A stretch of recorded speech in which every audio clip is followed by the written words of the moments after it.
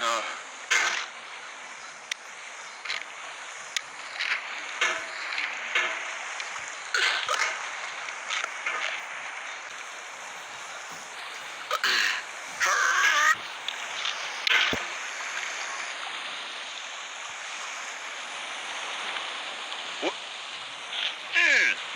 There's no feeling more intense than starting over.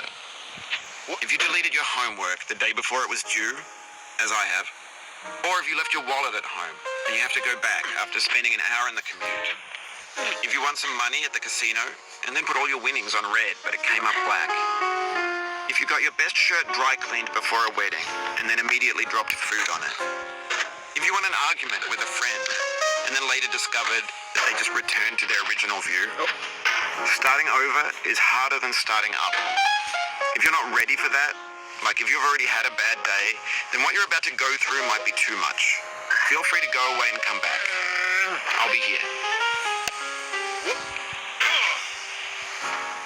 Alright, thanks for coming with me on this trip. I'll understand if you have to take a break at any point. Just find a safe place to stop and quit the game.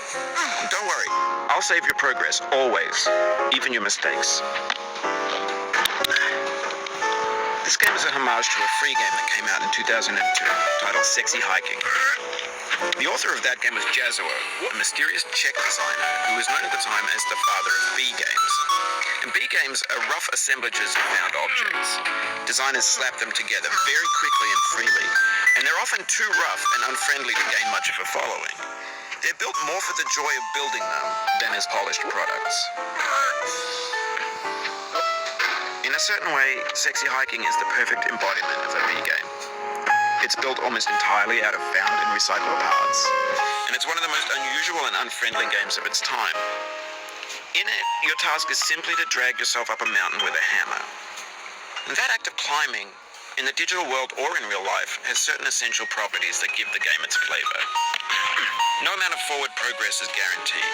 Some cliffs are too sheer or too slippery, and the player is constantly, unremittingly in danger of falling and losing everything.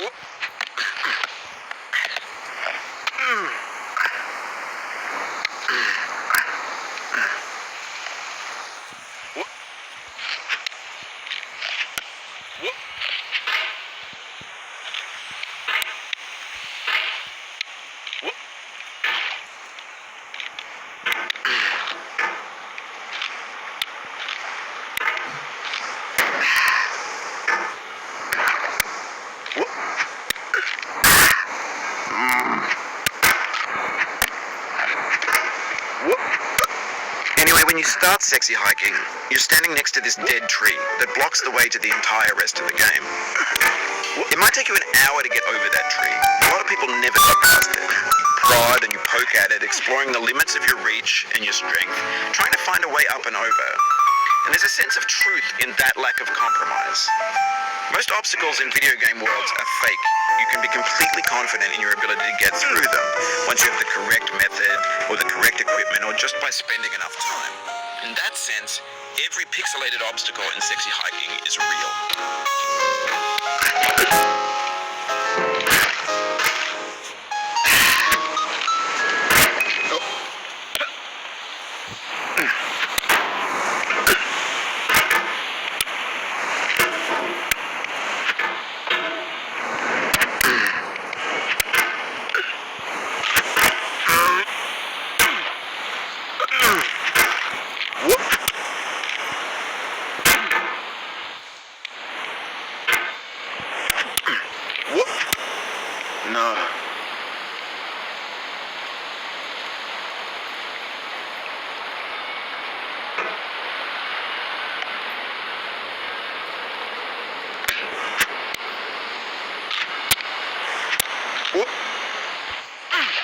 Oh, you just lost a lot of progress.